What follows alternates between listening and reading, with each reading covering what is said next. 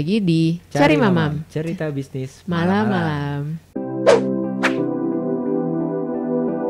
Nah, kali ini kita agak berbeda sedikit karena biasanya formatnya kan saya solo podcasting atau juga biasanya kita keluar untuk wawancara cari para pebisnis atau para orang-orang yang menginspirasi teman-teman yang ada di sekolah pebisnis. Yes. Tapi ini adalah segmen baru kita nih, yaitu namanya Cari Mamam, yaitu cerita bisnis malam-malam. Kenapa? Karena emang kita recordnya biasanya pas malam-malam, sesudah anak kita tidur ya. Iya, jadi ini tuh jam berapa nih? Jam berapa? Jam 1:30 pagi guys. Pagi gitu. Pokoknya begitu anak-anak tidur, kita udah bisa bebas, gak ada gangguan lagi. Baru kita record buat podcast.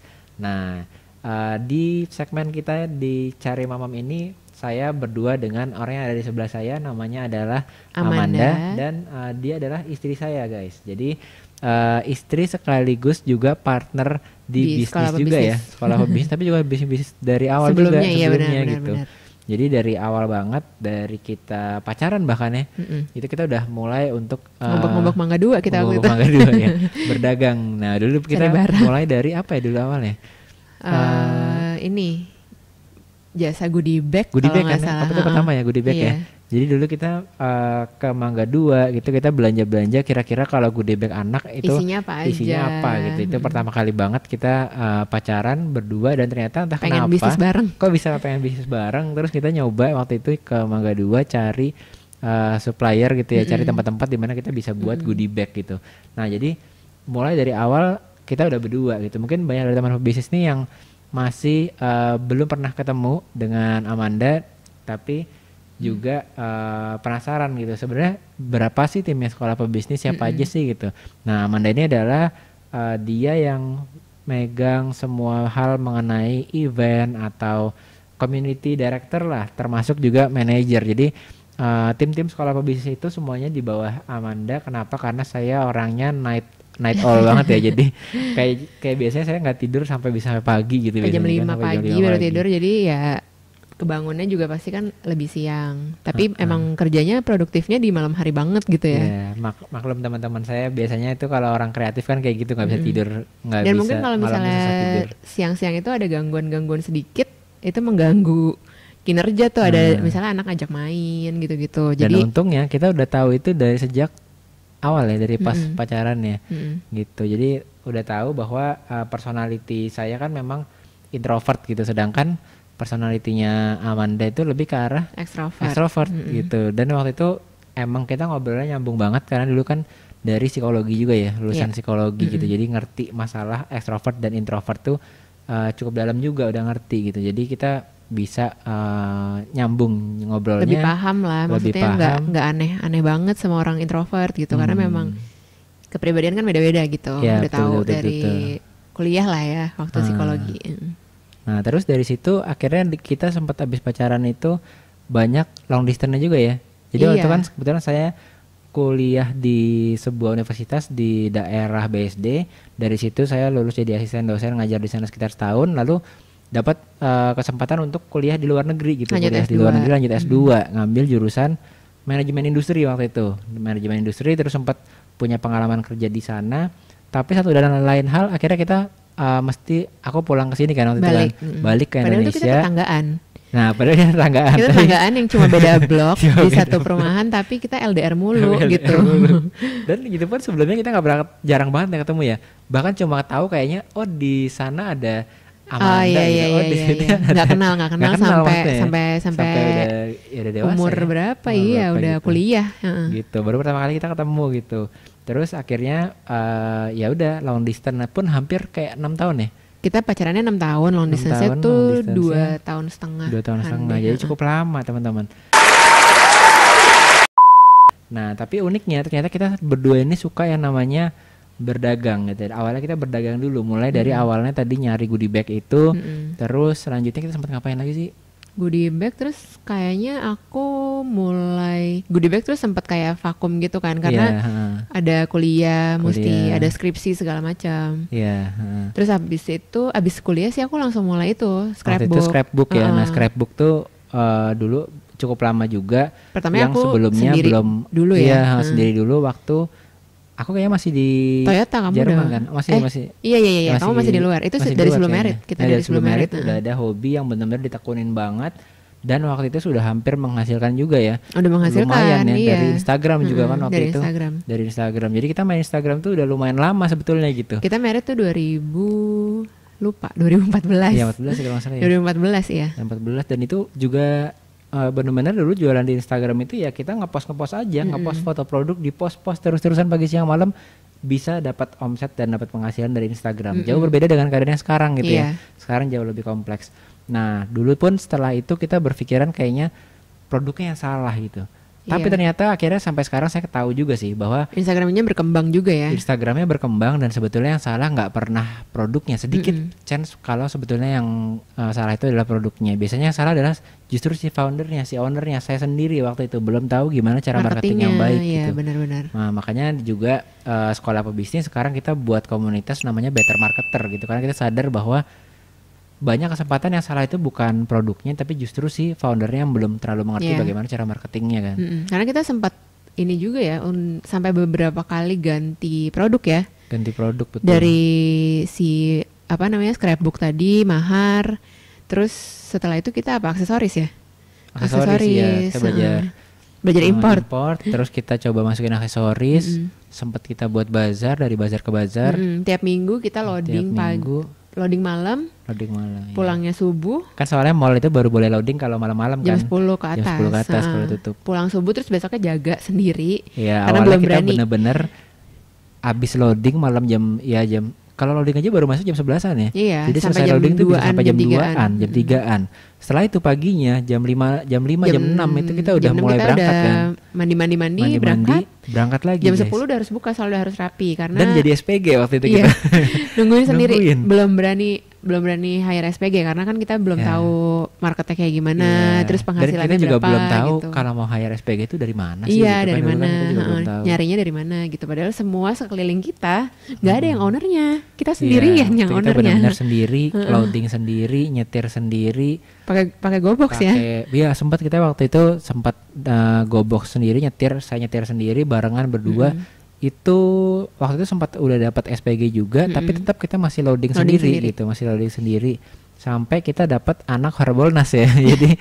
jadi kita tuh merit 2014, terus anak kita 2014 akhir, anak kita itu lahir 2017 tanggal 11/11 Harbolnas karena dia sering banget waktu hamil kan kita masih bazar kan.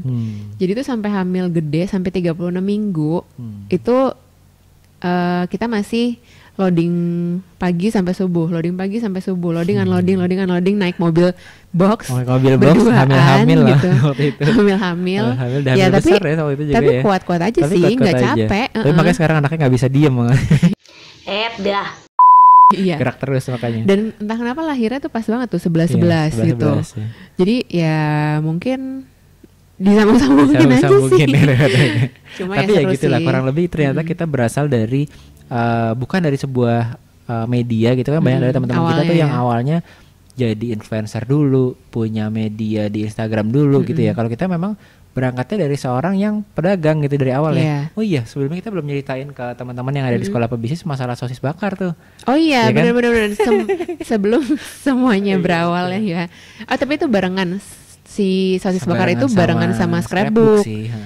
Waktu itu kan jadi kita mencari peluang aja sih. Waktu itu kan awalnya mungkin dirunut lagi nih dari depan setelah Yosef kuliah di luar dan dapat kesempatan untuk magang waktu itu ya. Di luar sempat kerja selama setahun. Terus akhirnya pulang karena merit. Merit memutuskan untuk di Indonesia aja. Nah, tapi waktu itu untungnya lagi ternyata di Indonesia itu dilanjutkan kontraknya di brand yang sama tapi yang di Indonesia gitu. Cuma ditransfer ke sini.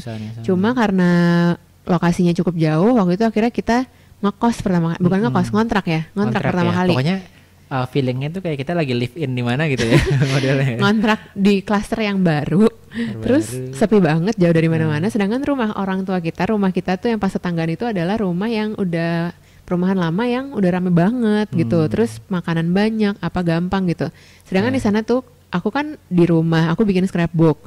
Yosef masih kerja kantor pagi sampai sore.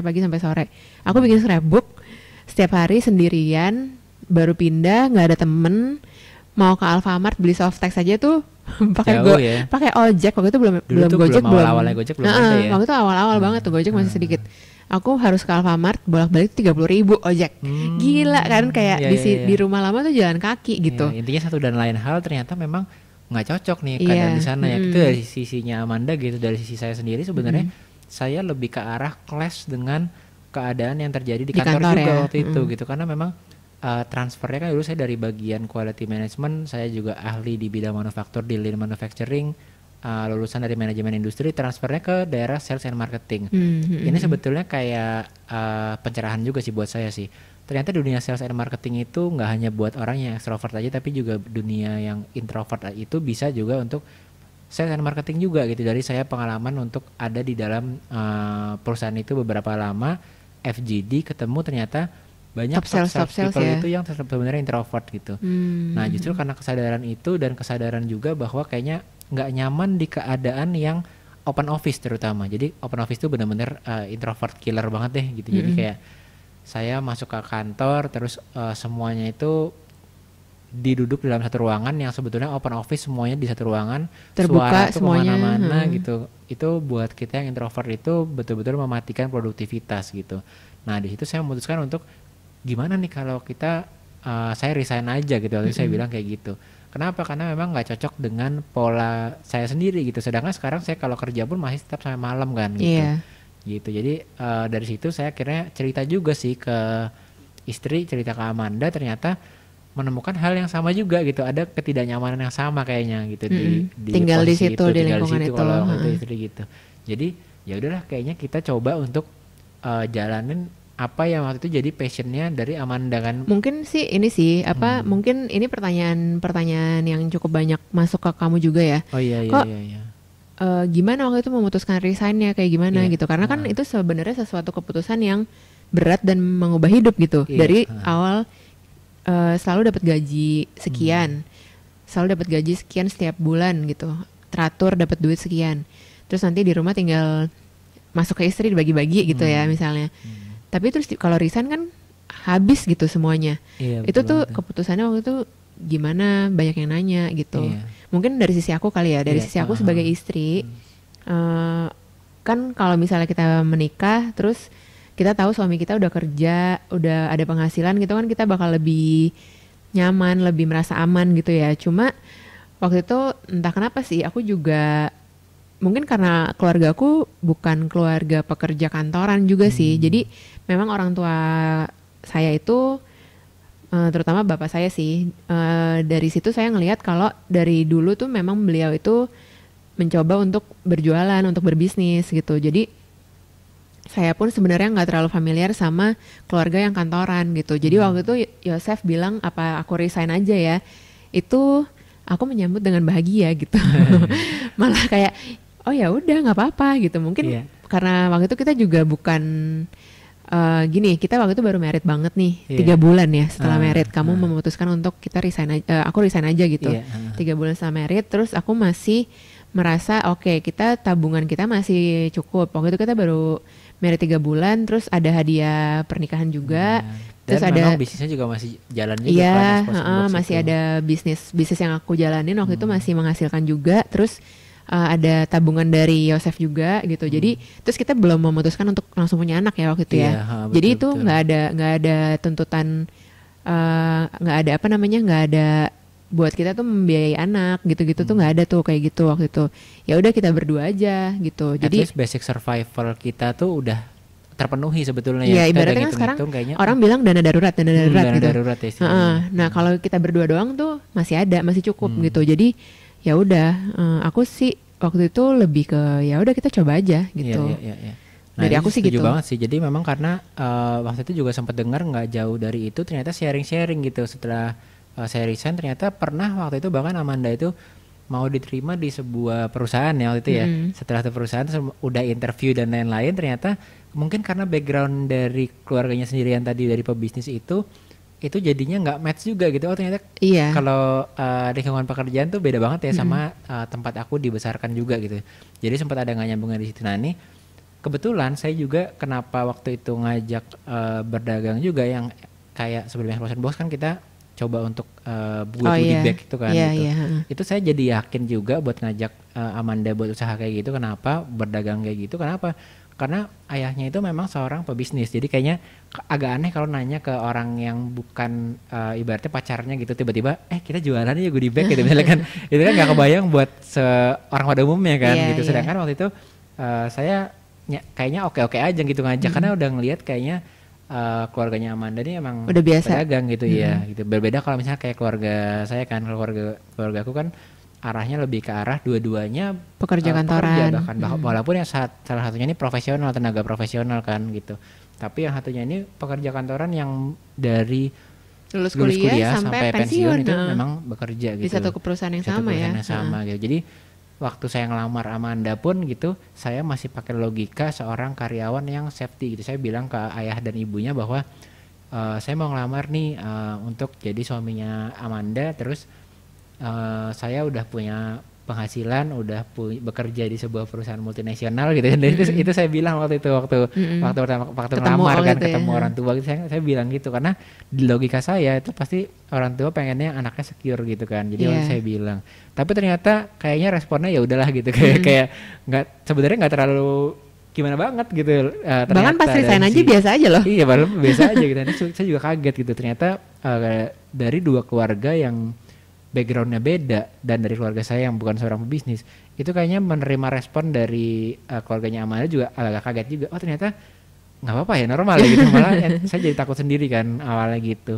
Iya kayak gitu sih. Nah tapi satu dan lain hal ternyata kita bisa bekerja sama di beberapa bisnis yang setelah gagal beberapa kali itu ya gitu. Karena waktu itu setelah setelah kamu resign terus kita memutuskan ya udah kontrakannya ditinggal juga dong karena kan udah nggak perlu tinggal di situ lagi.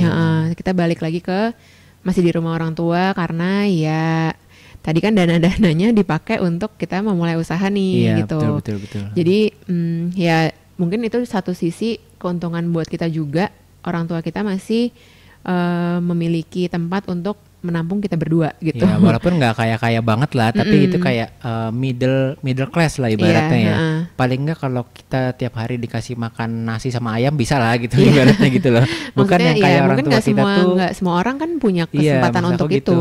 Walaupun ibaratnya bukan orang yang punya modal besar banget, tapi at least orang tua yang kebetulan saya dan Amanda miliki ini bukan yang ibaratnya susah banget gitu untuk hidup sehari-hari aja tuh nggak bisa ngasih anaknya makan, dan itu ada sebetulnya kan, ada yang kayak gitu juga. Tapi kita kebetulan dikaruniai orang tua yang sebetulnya ya middle class lah kurang lebih gitu ya. Ya rata-rata ya middle lah ya benar.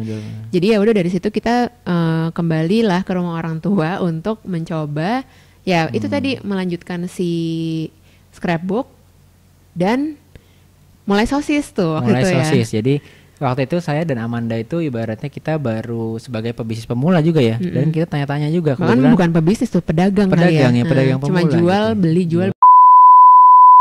Kita hanya franchise makanya kan. Saya sering banget sharing juga sih. Aduh, karena jadi dari ROI-nya franchise itu sedikit yang memang bisa betul-betul seperti apa yang dijanjikan gitu ya. Iya, baliknya secepat itu gitu. Iya, mungkin itu salah saya juga karena saya sendiri belum berpengalaman untuk berbisnis yang seperti itu gitu. Jadi nggak tahu gitu. Ya, tapi ya nggak apa-apa juga sih sebenarnya. Maksudnya sekarang kan jadi pelajaran aja buat kita gitu. Kalau misalnya dulu kita nggak ngambil ya nggak ada pengalamannya gitu. Jadi waktu itu coba mungkin mau diceritakan waktu itu tugas kamu ngapain, tugas aku ngapain. Iya, nah ini sebenarnya seru banget. Kenapa? Karena belum lama setelah resign. Jadi bayangannya tuh dulu saya ngelamar Amanda, terus nggak lama tiba-tiba ada berita bahwa saya resign. Nah setelah nggak lama berita saya resign, kita kembali ke ibaratnya ke rumah orang tua. Lalu nggak lama dari situ kita ngambil malah sosis bakar gitu. Jadi dari tadinya di pinggir jalan, bayangkan. Di pinggir jalan. Di sebelahnya Indomaret. Iya, Indomaret gitu ya. Nah jadi dari situ itu benar-benar abis kita merit jualan di Indomaret gitu. Nah itu benar-benar ini banget sih, mengagetkan. Nggak tahu ya, buat saya mungkin orang tua saya termasuk juga mungkin walaupun sebenarnya sih yang lain nggak komentar mungkin, ya. Iya makanya sih nggak komentar, positif aja sih untungnya sih, nggak kayak mertua galak yang di Mertua sinetron gitu. misalnya gitu kan. Iya nggak ada sih kayak gitu. Nah, itu bagus banget dan sangat suportif banget. Jadi yang kita lakukan waktu itu saya sendiri goreng kentang. Iya, kan, kamu bagian goreng kentang soalnya dia jago loh goreng kentang. Mecahin es batu.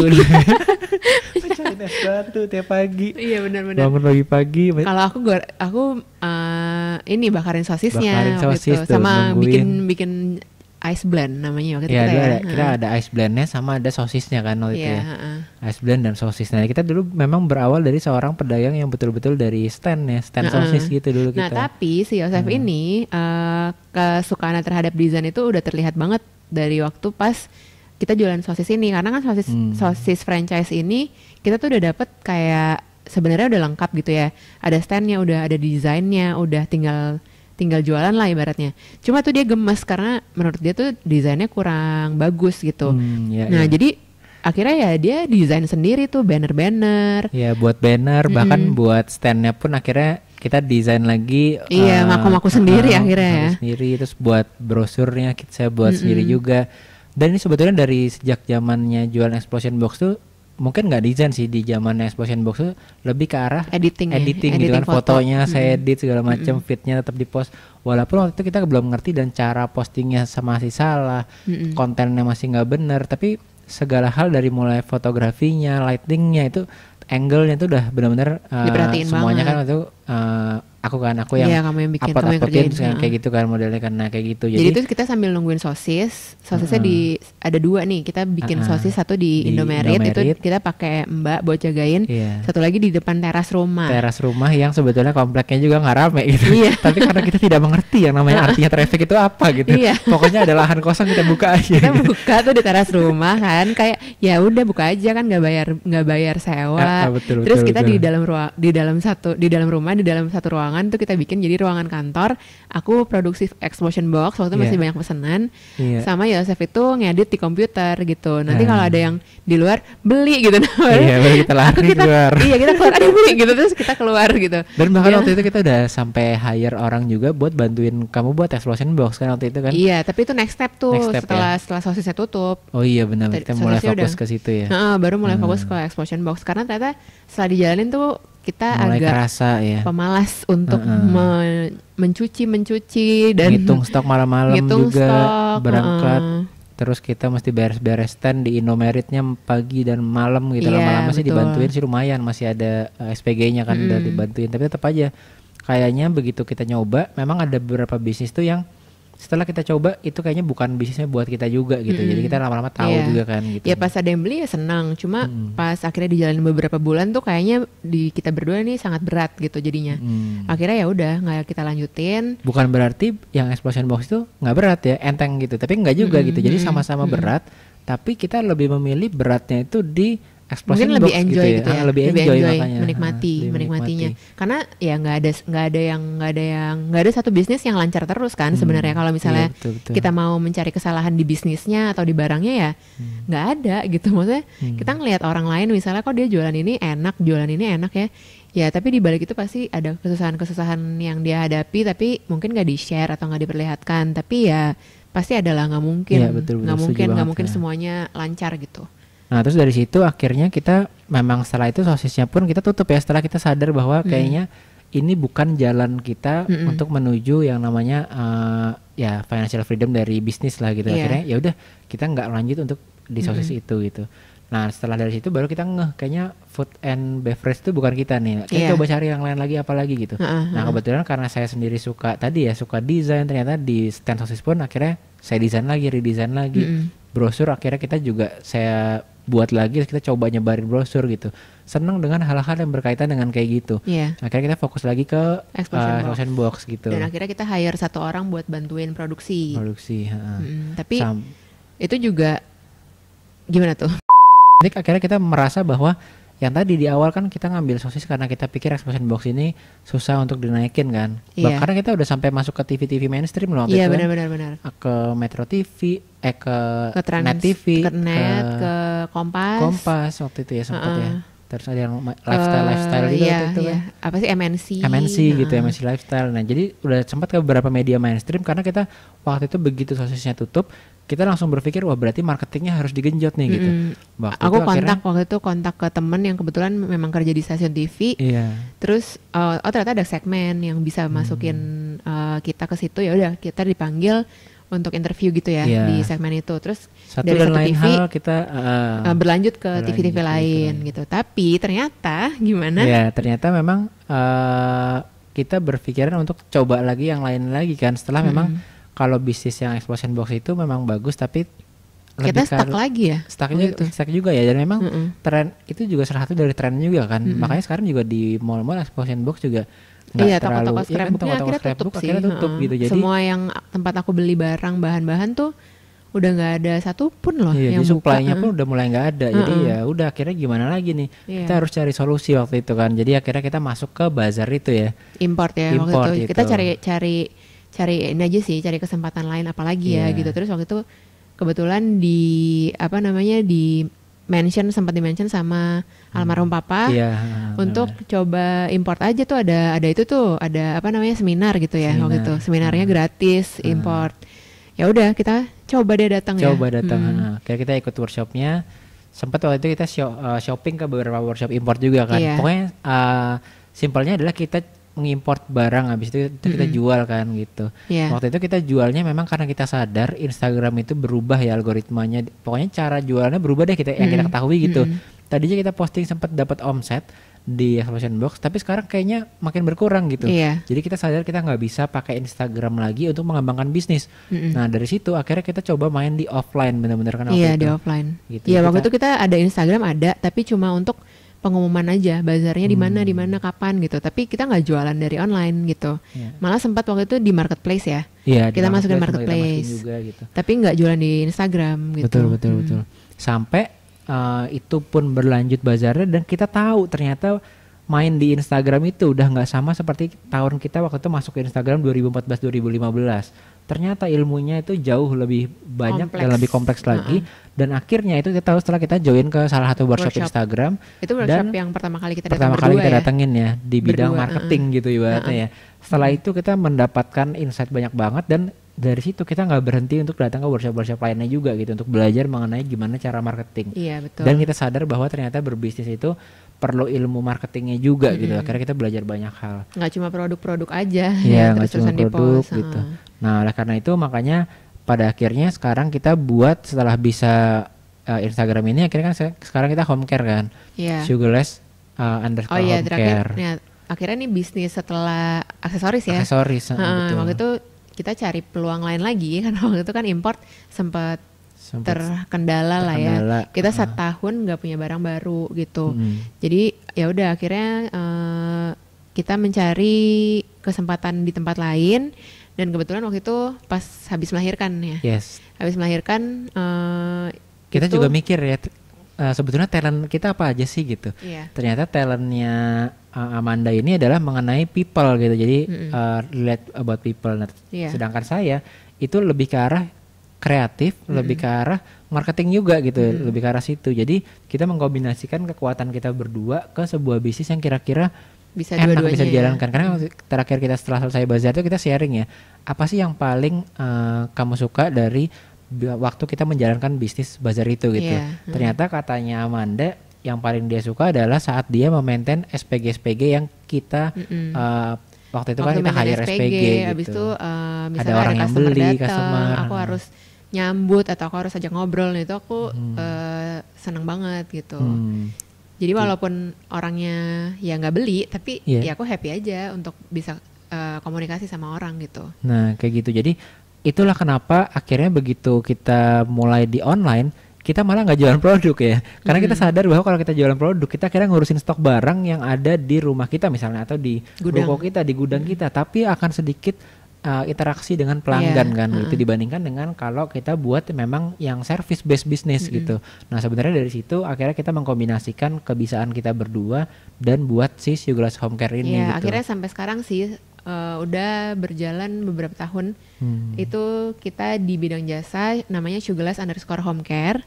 Itu adalah pemasangan bulu mata tapi home service. Jadi di sini kita maintain terapis-terapisnya, beauticiannya untuk jalan ke rumah-rumah customer untuk pasangin di rumah customer gitu. Dan marketingnya ini full dari Instagram menggunakan teknik content marketing, menggunakan advertising gitu, menggunakan influencer juga ya, kita kolaborasi reguler dengan influencer gitu, model-model jadi model juga gitu. Jadi kita menggunakan teknik Instagram marketing ke online shop kita gitu. Nah tapi dari situ akhirnya kita mulai buat sebetulnya sebuah akun ini Sekolah Pebisnis yang jadi media buat sebetulnya sharing our journey juga gitu. Jadi banyak sekali yang udah kita lewati termasuk sekolah pebisnis. Kenapa namanya Sekolah Pebisnis? Karena saya datang bukan dari keluarga pebisnis dan belajar berbisnis juga sebenarnya sedikit atau banyak dari keluarganya Amanda juga gitu. Lalu dari situ akhirnya mulai membuat akun Sekolah Pebisnis ini, makanya Sekolah Pebisnis. Semua orang itu mesti aware bahwa kalau bukan datang dari keluarga pebisnis itu banyak hal yang kita mesti belajar lagi. Nah itu kenapa saya buat akhirnya Sekolah Pebisnis. Makanya tadi ini juga sih kita berdua, terutama Yosef ya yang lebih banyak keluar untuk cari seminar, cari workshop. Itu penting banget karena walaupun sekarang nih misalnya kita udah bayar workshop yang sekarang, tapi tahun depan 2 tahun lagi 3 tahun lagi itu ilmunya pasti bakal berkembang banget gitu. Kayak Instagram itu sekarang udah berapa? 10 tahun lebih 10 tahun ya, dari 2014 ya. 10 tahun. Terus kita mau berharap 10 tahun yang lalu dan dan sekarang ilmunya sama aja, itu nggak mungkin gitu. Pasti si platformnya juga berkembang dimanapun kita mau jualan. Jadi cari ilmu itu penting banget sih untuk selalu. Ini mungkin ada yang orang bilang ngomongin ngapain kita bayar seminar kalau ada yang gratisan, nggak bisa gitu kan. Perdebatannya. Tapi teman-teman ya tadi ya salah satu poinnya adalah banyak kayak Instagram aja udah dari 10 tahun lalu misalnya. Artinya teman-teman itu di luar sana kalau ketik di Google jangan-jangan yang ditemukan itu referensi yang bekerja di 10 tahun lalu. Sedangkan sekarang itu udah namanya dunia internet apalagi ya. Jangankan 10 tahun. Hanya beberapa minggu aja mungkin para teman-teman yang programmer gitu bahasa pemrogramannya udah ada yang update lagi, yang beda lagi gitu. Jadi memang di era internet sekarang ini kita perlu nggak hanya informasi, nggak hanya ada apa yang ada di Google, tapi juga knowledge yang betul-betul bekerja, yang telah dites sama orang yang betul-betul udah menjalankan pastinya gitu ya. Nah makanya penting untuk datang ke workshop itu bukan cuma untuk ibaratnya bayar atau gratis, bukan menggantikan resource-resource yang gratis itu, tapi si orang yang mengajar ini dia biasanya telah memfilter sedemikian rupa sampai intisarinya itu udah dapat, dan nggak hanya intisari tapi lebih terstruktur gitu ya. Jadi kadang-kadang kita kalau nyari di banyak tempat kan susah nyarinya kan, tapi begitu dijadikan kayak satu program, satu struktur, gitu, satu buku lah katakanlah atau satu seminar, itu kita udah jelas, oh kita langkahnya harus A, setelah langkah A langkah B, setelah langkah B langkah C gitu. Nggak tiba-tiba langsung kita belajar yang terlalu jauh sehingga kita malah bingung harus actionnya dari mana gitu. Sama mungkin ya ini sih udah terjadi banget di Sekolah Pebisnis. Kalau misalnya kita ketemu sama orang-orang di workshop itu benar-benar membuka mata kita banget sih. Pertama tuh kita nggak sendiri. Maksudnya semua bisnis kan seperti yang tadi aku bilang, semua bisnis itu nggak ada yang lancar-lancar aja gitu.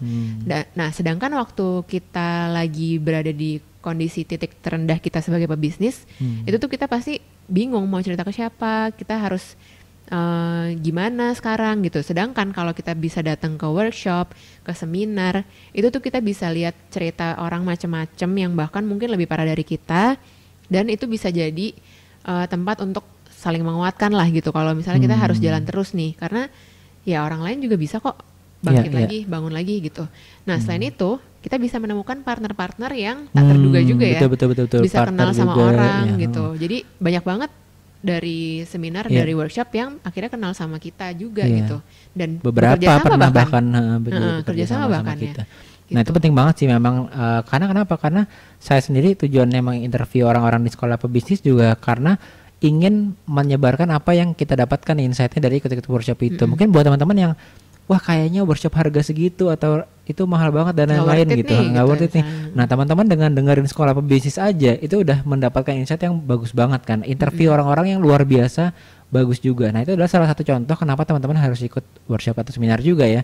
Karena kurang lebih ya kayak gitulah gitu, mini experience-nya gitu. Selain ilmunya, tapi selain itu tuh banyak banget yang bisa kita dapetin. Ada support sistemnya dari teman-teman yang hadir juga untuk bisa saling menguatkan waktu kita lagi jatuh tadi. Terus ya itu membuka kesempatan-kesempatan baru, membuka peluang-peluang baru dengan ketemu orang-orang yang baru juga gitu. Karena memang kalau secara statistik itu entrepreneur di Indonesia gitu ya, kalau si Jokowi bilang itu kan masih kurang dari 5%, bahkan kayaknya statistik terakhir 3%. Bayangin, 3% dari semua orang itu adalah entrepreneur. Jadi kalau si entrepreneur ini lagi down dan lain-lain, itu bisa dipastikan nggak ada orang yang ngerti rasanya kayak gimana gitu. Iya benar. Nah, misalnya nih kita ketemuan di acara keluarga gitu misalnya, itu susah banget sih dulu waktu kita berdua awal-awal tuh, aduh ceritanya, bahkan sampai sekarang sih, sampai sekarang apalagi keluarga kita juga banyak yang masih bekerja kantoran juga kan, jadi tuh kalau lagi ngumpul tuh mereka ngomong apa, kita berdua ya udah gitu, bingung juga mau ngomong apa, tapi ya begitu kita ketemu sama orang-orang yang ibaratnya satu pemikiran, satu vibrasi di seminar-seminar itu benar-benar rasanya wah gila ini nih apa namanya apa ya, kelompok yang benar-benar mendukung gue nih gitu. Jadi membuat kita maju terus gitu. Oke, nah itu ya teman-teman kenapa sekarang kita buat segmen yang namanya Cari Mamam, yaitu cerita bisnis malam-malam. Karena kita akan sharing-sharing mengenai seputar dunia bisnis marketing, terutama mungkin ada juga mengenai Instagram marketing atau digital marketing. Nah, senang banget karena kita ada segmen baru ini, semoga bisa lebih memberikan teman-teman juga cerita-cerita kita berdua juga, dan insight-insight dari kita berdua ngobrol-ngobrol di malam-malam kayak gini. Dan ditunggu ya episode selanjutnya ya. Yes, jadi sekian dulu episode di Cari Mamam malam ini. Don't forget to elevate your mindset and start your success journey today. Saya Yosef. Saya Amanda. Dadah.